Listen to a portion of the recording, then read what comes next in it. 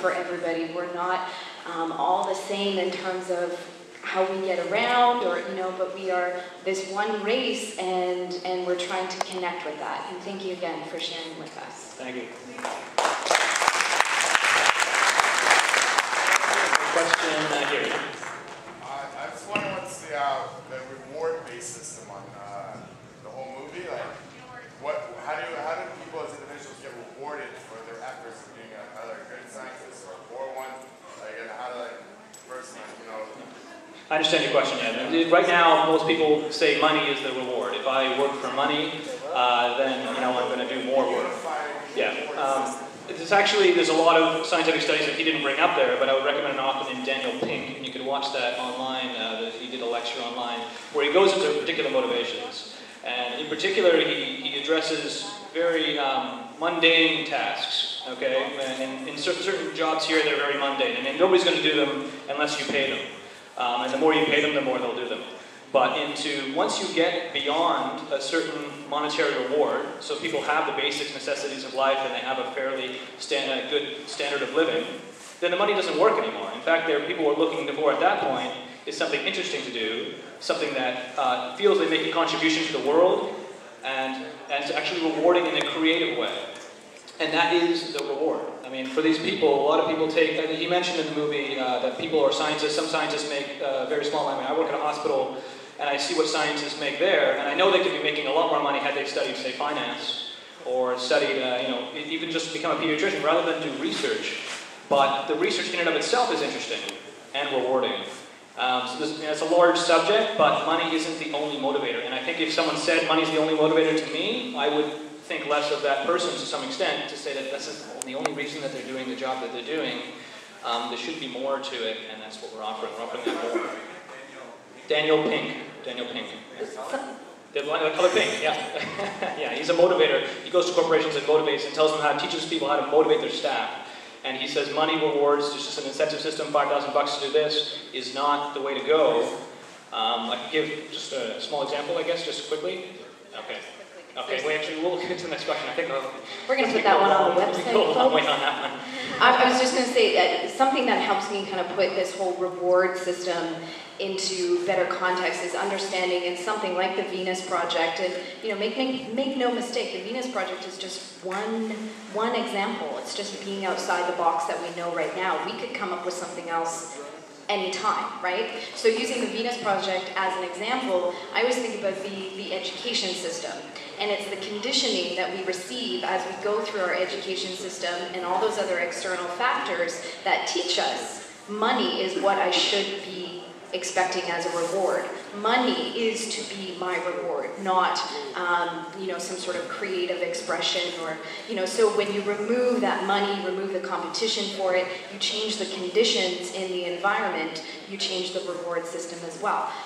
From personal experience, I've left a job for less money because I was happier in another position that didn't pay me as much, and I'm sure we all have our own examples where money just didn't cut it. And we had to, something else became more important. We'll take one more question. We do have to close the theater. We have to close the doors by 1, and it's 10 to 1. So just this last question here by this lady here. Sorry. We'll just do this one, and you can meet us outside, and we'll answer questions at the record. We're going to, if we can go really quickly, okay. We'll be fast. Yeah.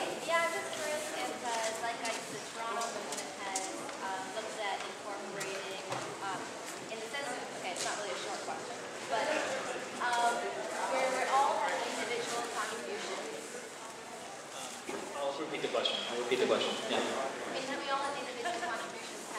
Have companies, for instance, who maybe have a handle on all the, say, copper or something?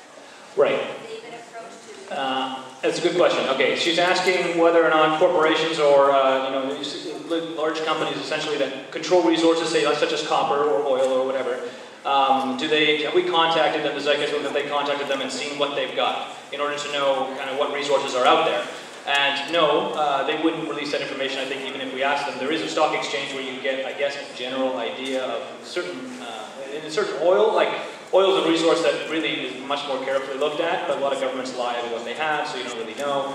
Copper, I couldn't say per se, but there is a group in the Zeitgeist movement that is working on that, and they do have people in industry who are in touch with the Zeitgeist movement, obviously because they're members, and they use the information that they have and the best estimates available. And the best estimates available on the UN and actually the Buckminster Fuller website are actually quite interesting, and they have fairly decent estimates, and that's what we have to work with until we could really get more accurate information that corporations already have, governments already have. It's just allowing them us to use it, right? We're going to move up to the balcony, and this will be the last question for tonight. Yeah. My question is very simple. We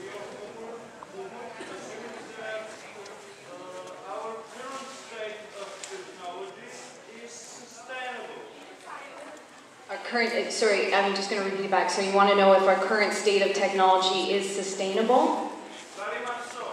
Okay. Well, technology is a tool. It's totally neutral. It depends how you use technology in a sustainable way or an unsustainable way. We can apply technological methods that we know make cars run on oil, and you see some of that right now in the marketplace where we're trying to make them run on other types of fuel. But this is the thing. It's less about what is technology doing in a sustainable sense, like who's controlling the technology, and then how is technology being employed. You can use a cell phone to call your mom and say, "Mom, I love you," or you can use your cell phone to detonate a bomb. So it's just a tool. Does that answer your question? Oh, okay. Ryan, do you want to try? Okay, I think you're asking, are there sustainable technologies out there? And I think there are plenty of sustainable technologies out there. Yes, you could say, oh, a solar panel isn't sustainable because you got to use some oil in order to produce it. And that might be true to some extent, but is it more sustainable than something else? Yes. And are there other sustainable ways where you could design product manufacturing? And I would recommend a book called From Cradle to Cradle, which basically takes into account all the aspects of manufacturing and says, okay, when it dies, every aspect should be able to be used again in some form or another. And we can do that with almost every manufacturing that we can do, to a very much greater extent than now. There's no such thing as perfection. We're not proposing a perfect society here. There's no utopia. We're saying that we can do much better given what we know. And that's all we're trying to say here. Technology is going to change tomorrow. We'll know more. In a year from now, know more. And we're just working with that and making a system that accommodates that change as best as we can. When you remove like the need for profit in terms of what materials you're going to use, and you no longer have to just use the cheapest because it's what your company can afford, you have more freedom in determining what materials are sustainable, and you start to eliminate the ones that are unsustainable, and you move towards solutions that are sustainable. Exactly. Can I say sustainable one more time? Sustainable. Okay, thank you all for coming. Thank you so much. If you have a program, you can Good night, everybody. Come to the Annex Rec Room. We'll be around. You can write your contact on the program, and we'll send it through one of those boxes outside. Otherwise, we hope to hear from you soon. You can go to our website, and we'll see you next time. Thank you. Thank you.